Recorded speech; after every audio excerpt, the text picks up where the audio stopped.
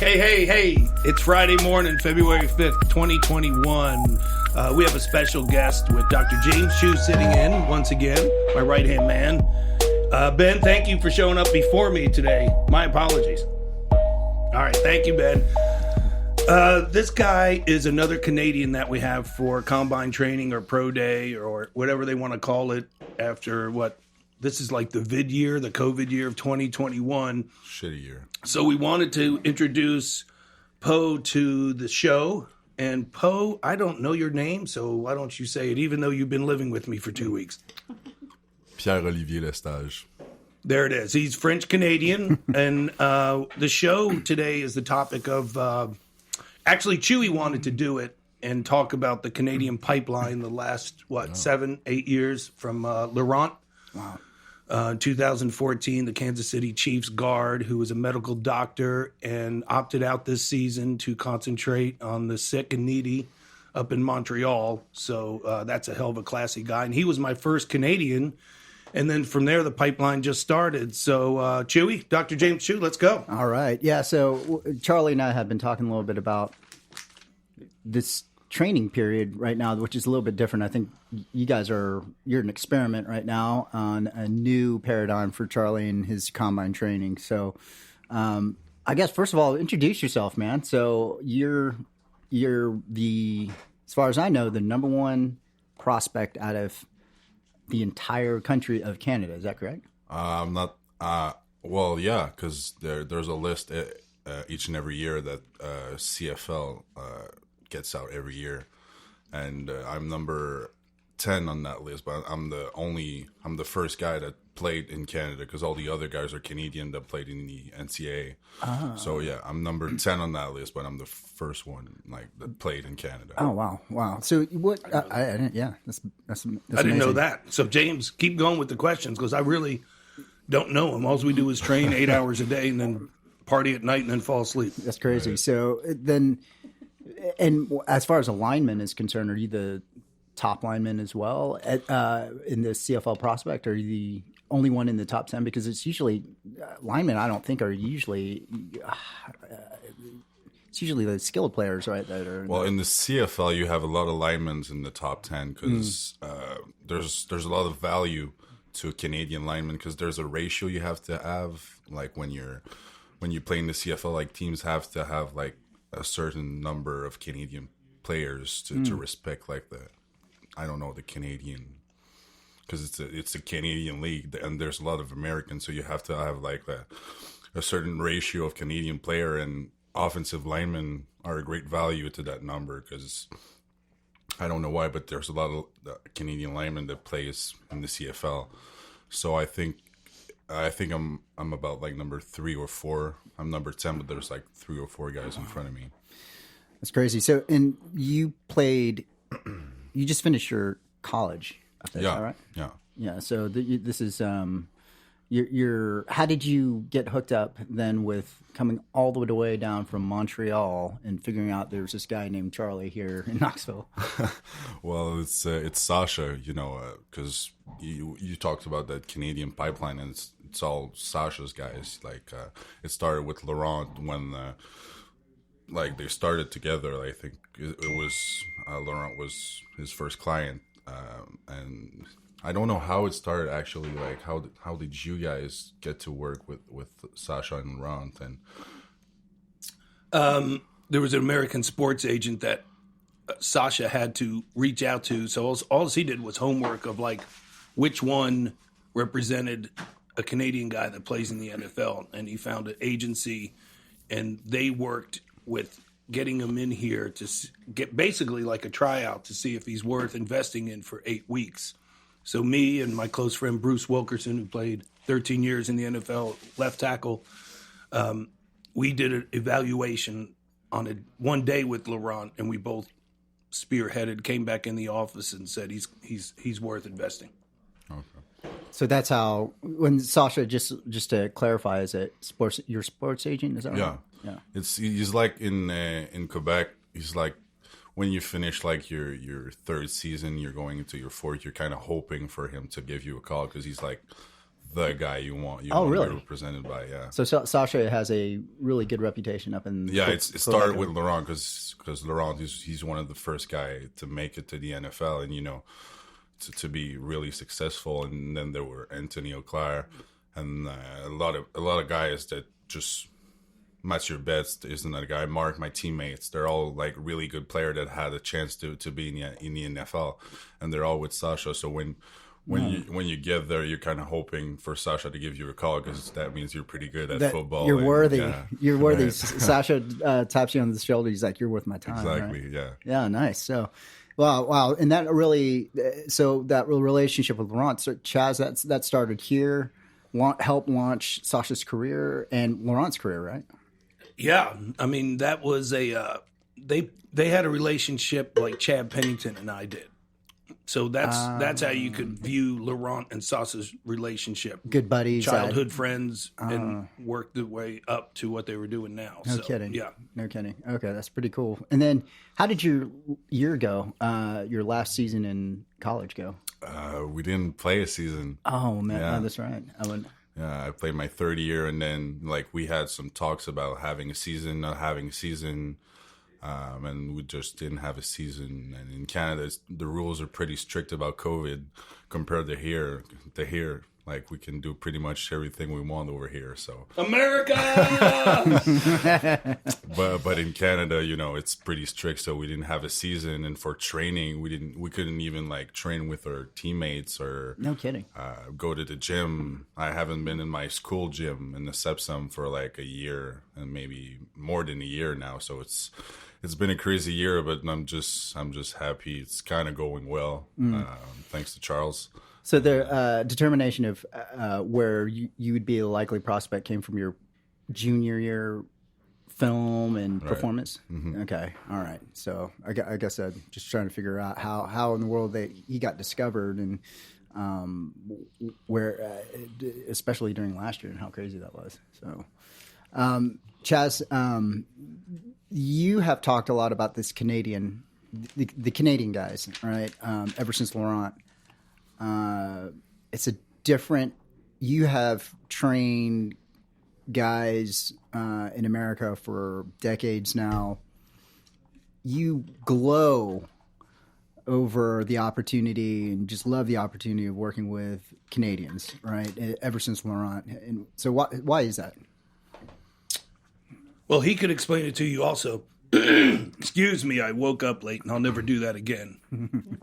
That's for the average. And nobody in this Woodgym is average, so that will not happen again. I apologize for my throat. I feel like I have Kermit out in it, so hopefully he'll hop out of COVID, right? No COVID here. Already had it. Plus other things, I guess. Okay, so the one thing that he would be able to explain is what they do after high school called CJEP, right? What is that? So it's like, just to explain, it's like a prep school, but you have to go. It's just it's just for Quebec guys. If you're like anywhere in Canada except Quebec, you don't have to go. If you're not in Quebec, it's pretty much like you guys. Like you have just like one more year and then you go to college. But in Quebec, when you finish high school at like 16 years old, 15, 16, you have to go to CJEP for 2.5 years. It's usually 2.5 years, but it's 3 years of football because it's 2 years plus 1 season. So you go there, and it's pretty much like a prep school. You just play football there. It's like just another place to play football into. It's just right between high school and college. So you is that all you concentrate on is football? There's no. It's you can like, not that you can major in something, but some people decide to go only to CJEP to do like a technical study and then just don't go to college. But you can also do like a prepping for college and then go to college. Okay, so there's a lot of extra football opportunity over there. Right. Yeah. Well, the maturity level's so different. Are you getting these guys older? Yes, because they're coming in at 23 to 25. Like Mark Duquois last year, who played with him, that signed with the Packers, he was 25. Yeah. Wow. So it's a whole different animal. And the football players, aren't glorified like the hockey players in Canada. Okay. So Sasha's like, if I sent you the hockey players, you would see more of what the American athlete has been brought up from Pee-wee all the way to where they are now of Put them on pedestal type thing. yeah, the attention. So the football players come in super humble Wow. and ready to work and gratitude and gracious. And when they walk in the Woodgym, they all say the same thing. I'm finally here. Wow. Like I'm in the Woodgym. So they already know about it. Is that how you felt? Pretty excited about the opportunity to come to the Woodgym? Yeah, of course, because with Sasha's guys, I was following Charlie on Instagram, and I saw like Mark last year, Master Betts a couple of years ago. I saw Laurent the first time, and I was I knew what the Woodgym was because of those guys. So just the fact to be here, it's like I'm finally here. I'm just happy to be here. It's crazy. That's awesome. So it was just kind of one of those for you guys a kind of benchmark. Oh. Hey, 1 foot, one step closer to where I want to be. Right. Yeah, that's pretty cool. And, with the COVID this year, they're not doing the combine. So it was the first year in close to 30 years of being in business and having athletes live with me. Nobody was at the house. Nobody was at the house. And I was like, well, maybe this is another chapter in my life of, not doing that anymore and getting on to something else. And then Sasha called me and he's like, are you taking anybody? And I was like, well, talk to me. And he was like, this kid wants to go there. Explain that to everybody, your normal process before all this stuff. How many combine is usually when? It's like the last or third week in February. And so when do you start bringing in athletes from all over the country? Right after Christmas, usually. Okay, so it's how many December weeks? December 26th, 6 to 8 weeks. 6 to 8 weeks. Yes. And they're in the way that you do things, you have them live in your home. Yes. Yeah. So you get to know everything about your athlete when. Yeah, it's actually the separator because even doing Airbnbs, getting condos, guest house, the agents are still. Can they live with you? They need to live with you. That's the big draw. On top of the training, but that's the big draw, living with you, getting the whole Patron factor for 24 hours. Whether it's sleeping, talking, worshiping Jesus. Go Joel. Let's go, Joel. Eating protein shakes, watching them sleep. You're watching me sleep? I've watched you sleep before. Right, nice. You didn't hear me open up the door and just look at you. And you've been doing that for how many years? Oh, close to 30. 30 years of that style of combine training. Yeah. I mean, consistently. And yeah, I mean, how much do you weigh, Bo? Right now, I'm pretty fat. Stop it. I was 311 this morning, or 309 this morning. When you getting some food from Costco or wherever, that's a ton of food that you got to feed these guys, right? It's a ton of food, the preparation, the shopping. There's a lot that goes into it that nobody sees behind the scenes.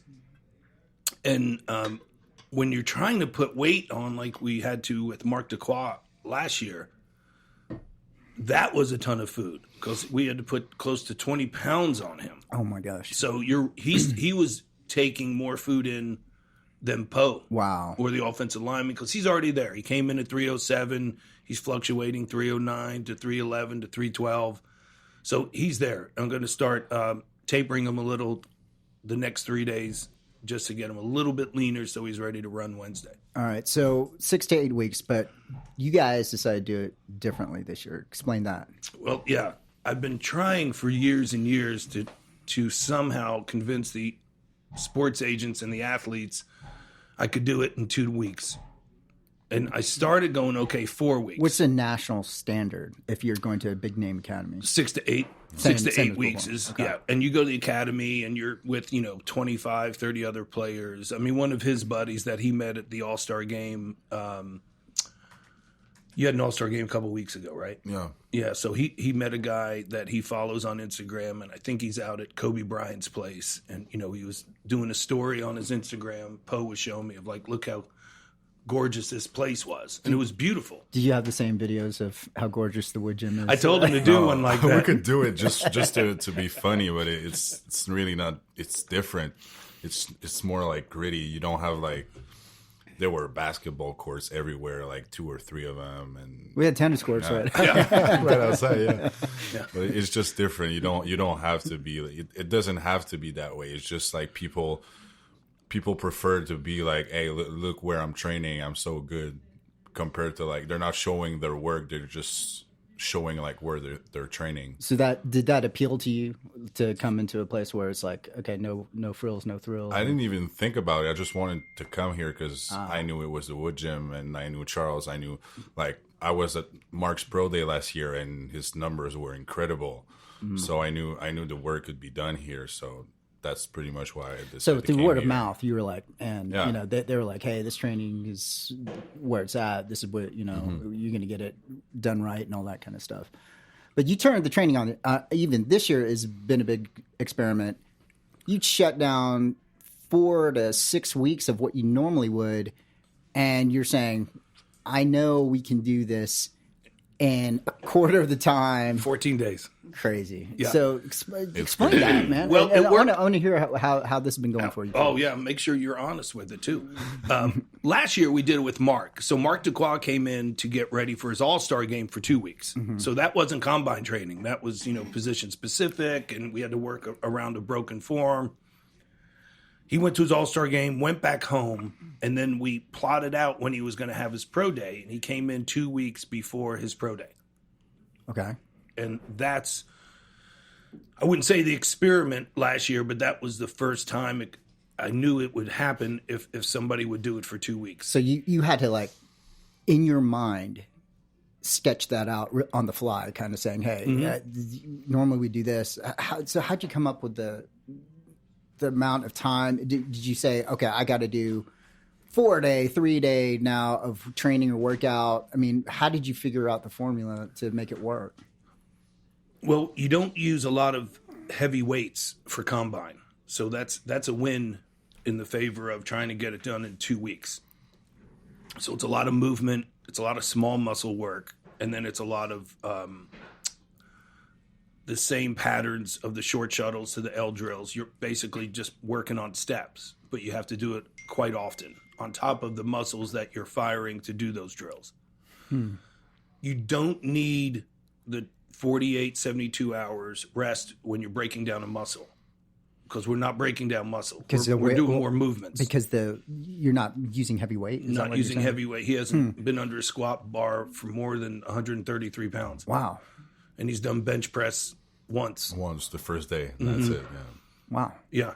Are you going to, and then, so how many sessions are you going a day? Well, right now we are on starting day 12. So we wrapped up day 11, yesterday, and we finished up with 37 workouts, correct? Crazy. 37 workouts. So somebody better be able to live with you so you can monitor their sleep, what's sore on them, the regeneration from ice baths to cryotherapy to deep tissue massage. So you're throwing all that on top too. We're throwing all that in. We haven't done the deep tissue massage because you need like a day to 2 days recovery for that, because it dehydrates your muscle and pulls everything out. That's really? Yes. So he would be slower, lethargic, and maybe pull something. If you did too much of that, I didn't know that. Yeah, yeah.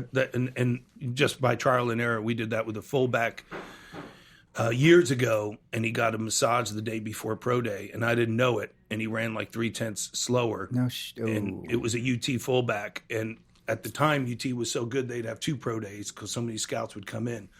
So we had 2 more weeks before the second pro day for UT, and I monitored him a lot. I had him live with me, so I knew what he was doing, and just to make sure. And he ran his 40, what we thought he'd run, and went on and played with the Bills and had a good career. But yeah, so you don't want to do anything like that. So if he gets a massage, great. I'm going to try to get it on a Sunday afternoon if we could. If not, I'm not really worried about it, because I need to make sure his muscles are ready to go, not relaxed or dehydrated. So how do you feel? Pretty good, I would say. Yeah, it's completely different than anything I've ever done, because we've done like 37 workouts, and I usually do like in a normal off season with the Carabin, we only do like 4 workouts a week. Well, 4 weights workout, and then like 2 or 3 runs workout, and then a position specific. So it's pretty much like maybe 8 workout a week. But right now I did like 24 in a week, I think. Yeah. Yeah. But the thing that he was talking about when we were driving is he feels like he's been here 4 to 6 weeks. Yeah. It's so intense. It's so heavy. You're in the Woodgym, 6 to 7 hours when it's all said and done. Probably. Yeah. Eat, rest, get off your feet, and then you're back in. Then you're back in. We've talked about overtraining before. Had an entire podcast about that. So how are you monitoring that? I'm monitoring it with the weight loss or weight gain, the body fat. If his body fat spiked like from one day to another, and it would be 2-3% different. So he doesn't understand when he's higher. Yes. Okay. Yes. So he's sustaining the same body fat. I'm measuring it for something different than he's measuring it for. Okay. Because Fatty McFat's over here thinks he's fat because he busted a button off a pair of pants before he went out one night. He was very, very upset about that. And I was, But that's his glutes. Just well, his body's probably a little bit swollen, called edema. You know, where your body is the cellular function of his muscles, everything is going all haywire right now. So he might feel swollen, but once he gets a rest, which he will, because now we're tapering, we'll do 3 workouts today, Friday, Saturday 2 workouts, and then do a mini combine Sunday morning, and then he rests until Wednesday. So you can have measurables to make sure that he's going to be and talk about overtraining is he doesn't know. Once in a while I'll time him on a 10, and it's been spot on. It's been faster. And his L drill's been everything. All his numbers are still going this way. Do you feel that way? I mean, you feel like, oh man, I got a little bit more. Yeah, step. Everything I'm doing, like compared to the first day or the first week, we're kind of doing exercise that I did like the first day or the second day, and it's night and day. I just feel really, really different, and I'm faster. Also, he's always like throwing me the I don't know how to say it in French. We say chronomètre, the watch, the stopwatch. And it's always a little bit like faster, and he says like "You're welcome" because he's cocky, but I like it. Yeah, he's giving you that extra Patron sauce. Yeah. Well, the 2 weeks.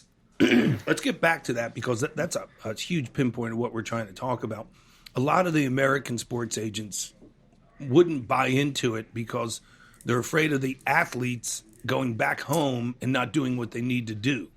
So they like from their bowl game, if it was a normal season, not this season, if it was a normal season, right from the bowl game to right where they have to go, whether it's Arizona, Florida, California, to these hotbed combine schools. Oh, okay. And they basically plop them there for 6 to 8 weeks before the combine. Okay. To keep them disciplined, structured, out of trouble, whatever all that is. Yeah. My Canadian guys are like grown men. They're like, I'm living with a man. I'm not living with a college kid that, I got to go. Make sure you wake up. Make sure you drink this.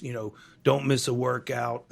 They're not that way. And they do it, right? So the 2 week combine thing, it's got to be for a special person. So, yeah, that's something. But that's all I'm doing now. Personality, the whole culture, whatever. Let's make that clear. I'm not ever doing 4 to 6 weeks or 8 weeks again because even Sasha, who trusts me, he was like, "You don't think he needs a 3rd week or a 4th week?" I said, we did it with Mark last year. Mark Duquois, he had the best pro day numbers in 30 years. Wow. He did exactly what I timed him on a Sunday. Best numbers that you have personally seen in 30 years, right? Yes. Okay. From the Harrison Smiths to the Leonard Fournettes to the CJ Pro Sizes. He was the best that you've ever seen. The best. Golly. In 2 weeks. 2 weeks. Yeah. Yeah. And I don't know if you could run faster than a 4.35. You know what I'm saying? Yeah. And at 205 pounds, and he started at 188. Yeah. Oh, wow. So that was 2 weeks. So it works. Damn. It's just a matter of what do you do with that athlete after or before? It's more before because he's going 2 weeks right up to his pro day. And then his pro day, he's rocking and rolling and going. So you hear these things. Does that give you an automatic trust into the process? Yeah, sure. It's Well, just the numbers. I just to look at the numbers, like from Mark last year and from, all the other Canadian guys that were here. You don't have to like ask any question. You just see the results and it's there. Because honestly, the first day or the first 2 days, I was like, is that really going to work? I'm not really sure I'm doing the right thing, Yeah. But You never told me that, Paul. I did tell you that. I was skeptical at the beginning. Yeah, I told you. But no, I'm 12 days into it, and I feel very good. I feel fast. I feel strong. I feel I can jump a lot higher, further. And I'm just excited. I'm just getting excited for my pro day, just to be able to perform the way I want to be. Tell us about how you get into your pro day. Well, on Monday morning at like 6 o'clock in the morning, I'm going. My pro day is in Cincinnati, so I'm going there on a Greyhound bus. It's like, I'm sorry, Holly. I'm sorry. Go ahead and tell the situation how you were offered. Yeah, Holly offered me to drive me there and back, but I told her no. She has a Jaguar. It's not really comfortable for a big man like me. Greyhound. Greyhound or Jaguar? You'd rather take the Greyhound. Well, we could go 3.5 hours in the Jag with Holly because she drives super fast. Or you could go over 5 hours in a Greyhound bus. And we were trying to figure out even if I could be up there for his pro day. Not drive up, stay the night, do something like I did with Laurent in Montreal where I flew in 2 days before and gave him his workout and basically was conducting the pro day while the scouts were there. So killer. That was killer. So you said, Greyhound, let's do it. Yeah, I feel like I'm going to be able to stretch my legs in the Greyhound bus, and I won't be able to do it in Jaguar. So the 2 hours more I think it's worth it. Nah. Dude, I'm that's sorry, the Canadian Holly. guy. I'm so sorry. Okay. But that's my type of guy, Wang. That's what we've been talking about. The number one Canadian football player, he didn't want to hang out in Kobe's mansion. He wants to ride that Greyhound bus. You don't need a PJ. Yeah. That's a private jet. He wants to be on that Greyhound bus, get to Cincinnati, and Lay his head down. Just like Charles told me, I would eat rocks if that means I could be in the NFL. So I'm ready to do anything. That's a Patron guy. Yeah. So what did you notice when you first, because you're always evaluating, you always, especially when you got them in your house and you see them here for as long as you have, and you probably have 6 weeks worth of time in 2 weeks. What are you seeing with this guy? I see the same thing with all the guys when they first, Holly picked him up from the airport. I was out back at the fire pit having a cocktail or two on a Sunday afternoon, and they walk in, and it's kind of like, where in the hell am I? Like, what is this? Yeah. This is so strange. I'm living with my trainer, and I'm working out of a Woodgym. What's going on? So you see it, but, he could say the first couple days, I don't know if it's going to, reluctant of the results. I don't know if it's going to work, but he was all bought in. I mean, you don't have a choice. You already committed to it, so you might as well just ride down the slope and see where you go. They're all so focused. Yeah. Totally different than a lot of the different athletes. No kidding. They take it serious. It's really, really serious for them. It's almost like they're doing it for their family. They're doing it for, I know it sounds like Drago-esque or Rocky IV, but they're doing it for their country to have another Canadian in the NFL. Really? Is that part patriotism a little bit, part of it? A little bit, but for us Canadian, it's so we know it's so harder to like have a chance to get there. So when we do have a chance to get there, we're not taking it for granted because we know how hard it is for a Canadian. How many Canadians are there in the NFL right now? Like 8? Oh, really? That's it? I don't know. Oh, yeah. I'm just saying probably like 8 or 10, but I don't really know. So we know it's hard to get there. So when you actually get a chance, you have to make it count. So is there notoriety when a Canadian gets into the league? Like, hey, this is a guy. Well, Laurent's like Elvis Presley up there. Yeah, he's a superstar. No shit. Yeah. That's awesome. Even when we were there in 2014 for the pro day, you'd go down the lobby and everybody was waiting for him. The maple flags. He was on the news, that night after the the pro day, we're down the bar lobby waiting to go out to eat, and he's all over the news. No kidding. Really? No, that was a big deal. It's really special for a Canadian player that played in Canada because there's a lot And of, won a Super Bowl. Yeah, there's a lot of Canadian guys that played in the NCAA, and it's happening more often now. But when you play like in the Canadian university, there was just Eau Claire and Laurent that did it. I hope I will be the third guy, but it's special because in Canada we're not really, we don't have like a platform to put ourselves in to show what players are we like. So when you got a little bit higher hill to climb because you're Canadian, Yeah. is that why you got a little bit more fire in your belly? You feel like you just like, Yeah, sure. Because when you get there, like I said, you're just happy to be there. You're happy you have a chance to make it. So of course you're going to work harder because you had to work harder than any other American to get there. Man. What they find, and this is a good study, and he could back me up on this, is they're raw with their technique because the coaching is I don't know if you'd say not as good, a level below from the American college coaches. So when Laurent came, he was really raw, but Bruce Wilkerson worked with him and was like, oh, once he gets somewhere, he'll be fine because he'll have great coaching. With that's what I took out of talking to Sasha. So what do you find with Poe? He's got all the measurables. He'll play on Sundays. Oh yeah. That's nice to hear.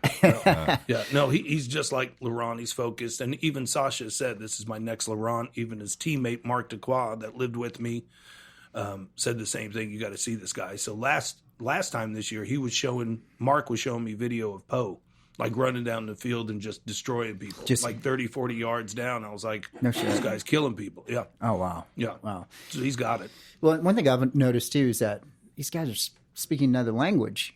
You know, We have to, yeah. and intelligent, right? I mean, so that's got to be worth something. I don't know. I don't play football, but I'm sure it's worth something. They ask a lot of questions. Yeah. Which is good. They want to know, why we're doing this, or they're intuitive to their workouts. It's just not Going through the okay. motions. Let's go through the motions. Let's go through the motions. Charlie tells me to eat this. I'm eating it. Why? Is this too much? Should I be eating this? Is this enough water? They ask. They're thirsty for knowledge. Hungry to learn. Hungry in all aspects. Sure. So it's next week. Yeah, it's in 5 days, I think. Yeah, Wednesday the 10th. So Wang, the other point, everything he's doing now, he's in a fatigue state doing it. So he's not rested and firing on all cylinders right now. And in he's the still fatigue hitting better state, numbers. yeah, in the fatigue state, he's doing better. Right. And Radomir, one of my speed coaches I studied with would say, get him in a fatigue state. So then all they could count on is cleaner technique because the muscles aren't firing. So it really helps their technique. No kidding. Radomir was a smart dude, man. He was. Yeah. He was. So you're finishing up strong this week. Yeah. I think I'll be ready. I think I'm just excited to go out there and perform. Like I think Charles prepared me really well. He's saying I'll be ready. He's always saying it's perfect, but I think sometimes he's just saying it to just say it. I'm his hype man too, because you could see he's never felt like this. His body is swollen, so when he's like, "I feel fat," you're swollen. You're not fat, and that'll all go down with rest. That starts Sunday. We're gonna get in here early Sunday morning, then he's off his feet. And the funny thing he said, and I try to make this fun because it really is. It's a grind. It's a hell of a ride, yeah. I mean, I don't want to compare it to any of the armed forces, but it's like it's It's a lot. wake up, go. You go take a nap, go. I mean, it's a different, but it's intense, and it's 2 weeks. So if the agents could buy into it, you're going to save so much money and get the same results. Yeah. But he did walk in today, Wang, and we were, frustrated with the New York City traffic that was on Hardin Valley. He walked in, he goes, I can't wait to get on that Greyhound bus. Because he's hitting what we call the wall. He's getting there. He's in better mood today. Again, moodiness, crankiness, overtraining. Yeah. I saw that. And that's where living with somebody and knowing him so well for these 2 weeks, Wednesday afternoon, we didn't come back in. You mentioned that, Charlie's cocky. This is a bit of a confidence. Mentally though, I know how, to an extent, how he works. What are you feeding off of his vibe here? When are you around him? Well, he's just you want to be around him because he's successful. He has like all these athletes that made it to the NFL. He has like, I think you have to be cocky to be the best at what you do, and that's what he's doing. Yeah, that's pretty much it. It's important to be cocky if you wanna get where you want to be, because you don't want no one like in front of you. So you're even if there's someone in front of you, you should never say like there's someone in front of me. I'm the best at what I do, and that's what he's doing. Yeah. Do you feel that you got, obviously you had to have your own swag to get to be #1 Canadian football player, but is it you feeling a little bit of a different Italian Patron little something out there too? Yeah, it's really different. Yeah. I think you'll take it along with you, Cincinnati, and I think what I've seen over the years is that people gravitate towards that. All these successful athletes have been here, and I mean, even though you've been here for only 2 weeks, it's gonna be in you. He's not only changing like how I work, how I can jump, how I can run. He's also changing my mindset a little bit. Yeah. We talk in the car. It's different because he's always saying like us Canadian, we're flesh driven, and we never like turn off. We never turn off, right? His mind. They talking Jesus Christ, which I don't know. We always get on it. I don't know how, Poe. So it's always Joel. But it's always Joel. But he rides in with me. Like he doesn't have a car here, so you get more of the time going and more of the time after, and we discuss everything under the sun. But the Canadians, they want to think so much. And Laurent was one too, and I had to tell him to turn that off and just be dumb. Trust dumb it down. Stay in the moment. Stay in the present. Don't think past and don't think future. Just stay right here. Don't overthink what you're going to do because you're going to outthink yourself. Yeah, and when it comes to Combine Day, shut it off. Just do. Is that what you're saying? Yes. Yeah. He told me to think about what I'm going to eat for dinner that night at the line. Yeah. Yep. I've done it every year with everybody. It's like turn it off. And when you ask, do you get nervous? The guys that say, no, I never get nervous, usually bomb on their numbers. Really? I want guys to embrace all those emotions we're supposed to. This isn't Instagram-friendly like of perfect and it's great. It's not. I get nervous. Every day I make a workout for them to get ready. It's a heightened thing. Am I doing the right stuff? But, we could wrap it up, do whatever we want. It's a great talk. But remember, what you think is what you'll be. Right. And I started taking that humbleness out of who I am now, and I really like the confident Charlie Patron much more than, oh, shucks, we'll do this, we'll do that. And that's when Leonard Fournette brought that to my attention when he left a high-end training facility to come live and work with me in the Woodgym. And again, I only had 2 weeks with him. So basically it started with Leonard Fournette because I had to start over because he was somewhere else for 4 weeks, and I had 2 weeks. And there were close people in my camp that said, don't do it. It's going to be a risk. And I did it anyway. And I remember Leonard pulling me out on the turf one day, and he said, I'm a really, really great running back. Start being great. Stop the humbleness and bring out everything you have of Patron. I want it all. And I think I changed my way from there on. Hey, so is that a good way to leave for Poe here? I mean, it's same type of advice, right? Same type of advice. Yeah, be the best. I mean, you're going to be you're 6'3", 310-pound center that moves great. He looks great, and he's got the mindset. Then he's going to just turn it off that day and just go have fun. Oh, you excited? Of course, I wasn't that excited, but I'm getting more and more excited because it's happening sooner now. So.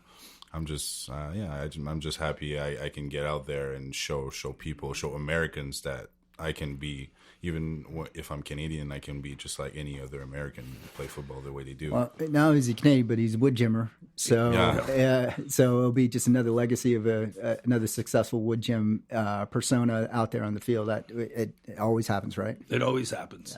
Yeah. Oh. What do you say, Chaz? Think what you'll be. You got it. And thanks for coming, give me the chance. Sure, thanks for having me. The 2 weeks, and thanks, Chewy. We were talking this week. The thing with Chewy and I are so well is we see each other through the week because he does his thing early morning, his jiu-jitsu, and then rolls over here. And he was like, how's the training going? Because he's so involved. He's seen everything, and I was telling him what I was doing. And he was like, "Oh, we got to do a podcast on that." About the different style of training, and then the guy that's here. So it works, and it always works out. Yeah, we're not sure yet, but I'm pretty sure, but we don't know for a fact yet. I'm pretty sure it's going to work. It's going to work out. I mean, the podcast worked out great. We didn't even plan it. We were like, let's do it. We're just chopping it out. Yeah. Hey man, best of luck on that Greyhound bus. Thank you. Chewy, I'm going to have Chewy's time to think about it. Yeah, you better take some pictures of you on the Greyhound bus so we can see, because I think that's what he was really impressed about. Is like, this kid would rather do that than fly or drive with Fast Holly in the Jag, where you look like Barney Rubble from Flintstones in the damn car. Yabba dabba doo. I need to get to work. Holly, can you take me in your Jag? Yeah. She can get you fast. And thanks again, Holly, for everything you've been doing the last 2 weeks. A big shout out to Haldal. Big shout out to Holly of helping us with everything. It's been great. All right, Chewy, thanks for putting this together. This was Chewy of like, hey, we got to get that out, because I don't even think like that, because we're up against the time clock with just grinding these workouts. It's such a grind. But thank you again for coming in Friday. And sorry we were late. It was Poe's fault. No worries, man. It's always my fault. Yeah. Hey, best of luck, man. And we'll talk to y'all later. Happy Friday. Thanks, Wayne.